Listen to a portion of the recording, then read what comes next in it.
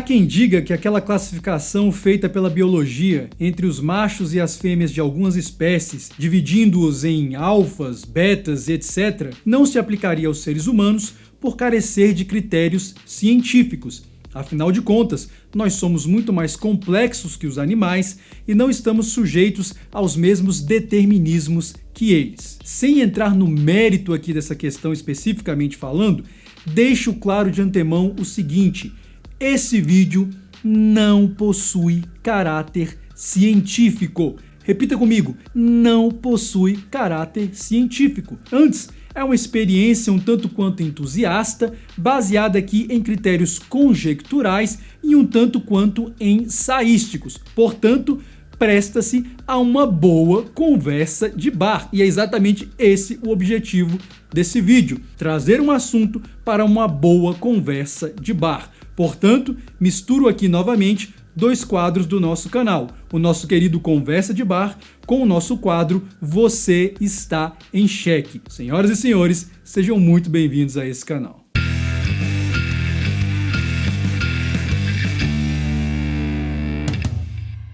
Bom, como dito, por não ter aqui nenhum compromisso científico, eu me sinto muito mais à vontade para apresentar aos senhores a minha taxonomia dos tipos de machos existentes na espécie humana, de acordo com aquela classificação da biologia que eu falei no início do vídeo. Mas para que nós não nos pautemos exclusivamente nas minhas ideias, eu vou recorrer aqui ao auxílio de dois autores que já me acompanham há muito na minha vida: Nietzsche e Jung. Mais especificamente, vou me valer aqui do livro Genealogia da Moral, do Nietzsche, e vou me valer também do livro dos tipos psicológicos, do Jung. Dessa forma, misturando as ideias desses autores às minhas ideias, eu vou apresentar aos senhores aqui 4 tipos de machos da espécie humana dentro da minha taxonomia. Repito, e que tipos são esses? Alfas e sigmas, bem como betas e gamas. Como eu falei, por se tratar de um assunto assim acientífico, né, sem um caráter científico, existem diversas classificações por aí.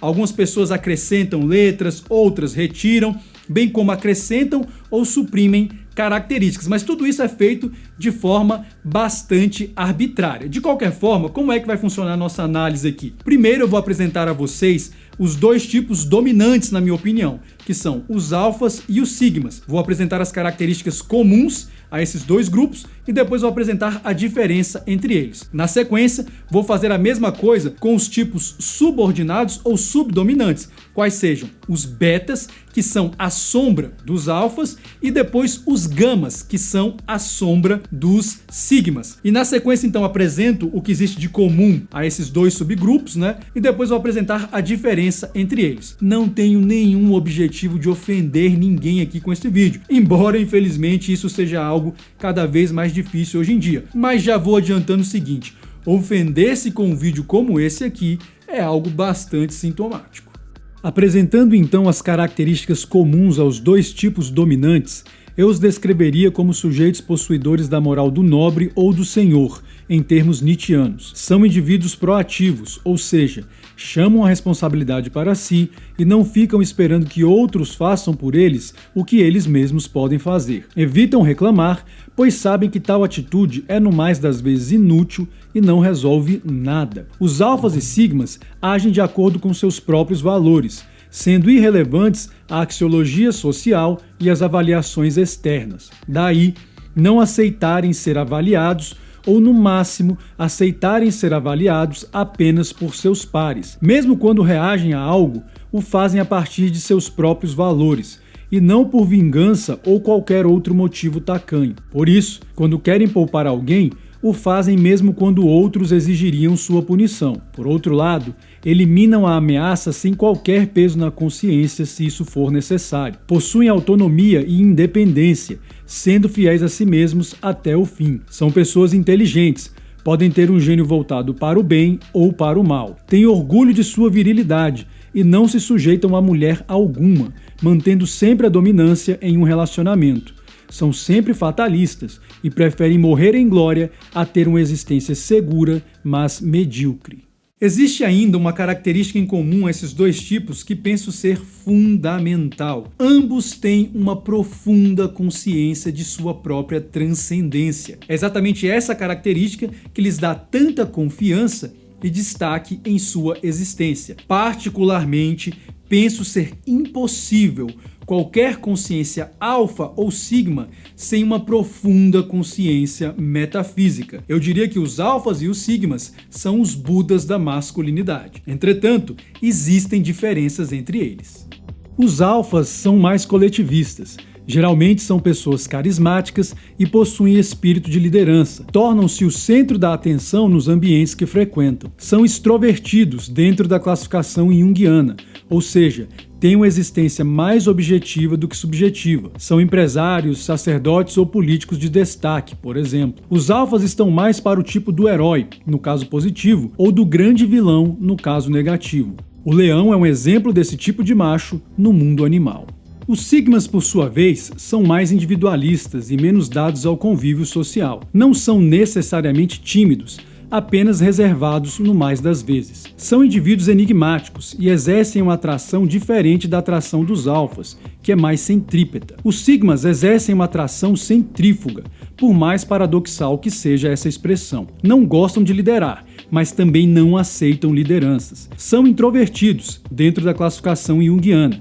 Quer dizer, estão mais voltados para o mundo subjetivo. São ótimos músicos, poetas, escritores e artistas em geral. O sigma está mais para o revolucionário, no caso positivo, ou o grande rebelde, no caso negativo. O tigre é um bom exemplo de sigma no mundo animal. Feita a análise dos dois grupos dominantes, fica mais simples agora analisarmos por comparação os dois grupos subdominantes ou subordinados, quais sejam os betas, que como eu falei são a sombra dos alfas, e os gamas, que como dito são a sombra dos sigmas. Assim como eu fiz com os sigmas e com os alfas, começo apresentando aqui as características em comum a esses dois grupos. Betas e gamas são indivíduos cuja moral dominante é a do servo ou do escravo, na linha nietzschiana. São indivíduos passivos, reclamam de tudo, mas não fazem nada ou muito pouco para mudar a situação. Não agem a partir dos próprios valores, mas sim a partir daqueles determinados e exigidos pelas circunstâncias. Ou seja, são movidos pela reação ou ressentimento.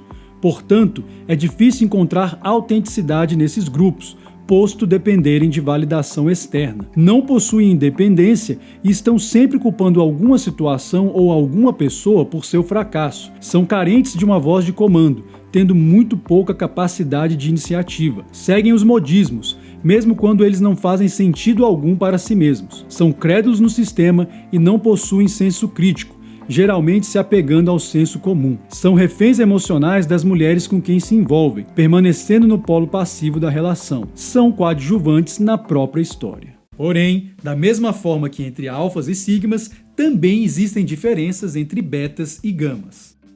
Os betas são o atrofiamento dos alfas. Desse modo, são mais coletivistas, cobram dos líderes a solução para os problemas e, por isso, aceitam a liderança alheia com facilidade. São bons funcionários de empresas. Geralmente, são indivíduos que buscam chamar a atenção por meio de fórmulas, estereótipos e outros comportamentos sociais padronizados. Por exemplo, pode ser aquele padrão do Mauricinho Playboy, com suas roupas de marca de péssimo caimento, mas que estão na moda.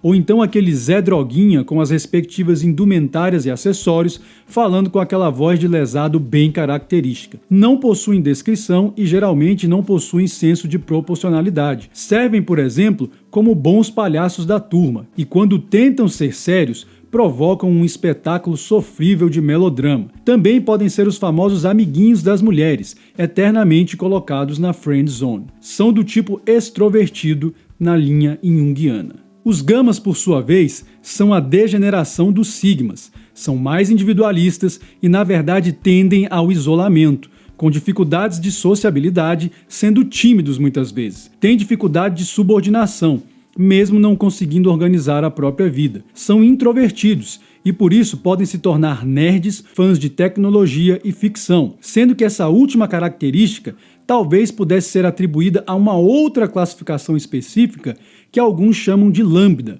pois podem ser indivíduos bem instruídos. Tendem a enxergar o sexo feminino com suspeita, ou no mínimo com indiferença, mas isso nada tem a ver com a sexualidade deles, deve ser dito. Podem possuir um senso de humor peculiar. Diferentemente dos betas, por não seguirem muito os padrões, tendem a ser um pouco mais originais, embora quando estejam em bando seja difícil detectar tal característica, posto possuírem uma linguagem própria. Um bom exemplo desse tipo de macho são as personagens da série The Big Bang Theory. Eu diria que, em geral, nós homens possuímos características tanto do tipo dominante quanto do tipo subdominante. Entretanto, não podemos negar que algumas dessas características acabam se destacando, fazendo exatamente por isso com que o indivíduo pertença a um grupo ou outro. Ou seja, mesmo um sigma nato pode ter uma ou outra característica gama, o mesmo valendo para os alfas em relação aos betas. Além do mais, mesmo entre alfas e sigmas, bem como entre betas e gamas, pode haver a comunicação de alguns caracteres, pois Jung dizia que os indivíduos introvertidos também possuem, com menor predominância, é claro, características da personalidade reversa, ou seja, extrovertida, e vice-versa. Do mesmo modo, mesmo um beta ou um gama podem, em determinadas circunstâncias, quer por necessidade, quer por pressão, adotar posturas alfa ou sigma. Tais ocasiões podem significar para eles muitas vezes, inclusive, um despertar. Me mantendo fiel à minha tradição teológica, isto é, fatalista e determinista, eu diria que o indivíduo já nasce com as características que o levarão a um grupo ou outro. Entretanto, essa linha não é intransponível. Mesmo um beta com dedicação e esforço, desenvolvendo sua espiritualidade, pode tornar-se um alfa, assim como um gama pode tornar-se um sigma, sendo esse segundo caso um pouco mais complexo em minha opinião. Da mesma forma, um alfa ou um sigma nato pode degenerar-se em um dos subgrupos ou grupos subdominantes caso não esteja sobre uma influência positiva e legítima ao longo do seu desenvolvimento. Que o diga Simba do filme Rei Leão, que durante o período em que esteve com Timão e Pumba na floresta, chegou mesmo a tornar-se um leão vegetariano. Dizendo isso, eu concluo da seguinte maneira. Alfas e sigmas devem procurar desenvolver-se sempre, pois, além das disputas internas que existem dentro desses grupos, o caminho até o nirvana da masculinidade é longo e árduo. Da mesma forma, betas e gamas devem ter consciência de que podem buscar o seu desenvolvimento e tornarem-se homens maduros e completos a partir da própria masculinidade, sem precisar recorrer a padrões e estereótipos que nada têm a ver com eles. Portanto, para esses dois grupos subdominantes, restam apenas duas alternativas. Ou o indivíduo toma para si a responsabilidade por seu próprio desenvolvimento, a despeito das conjunturas que possam estar contra ele, aprendendo a amar sua existência sem reclamar, a despeito dos infortúnios e vicissitudes, como diria Nietzsche com seu famoso amor fati, ou então ele pode sentar-se no meio-fio e chorar. Bom, fica a critério de cada um.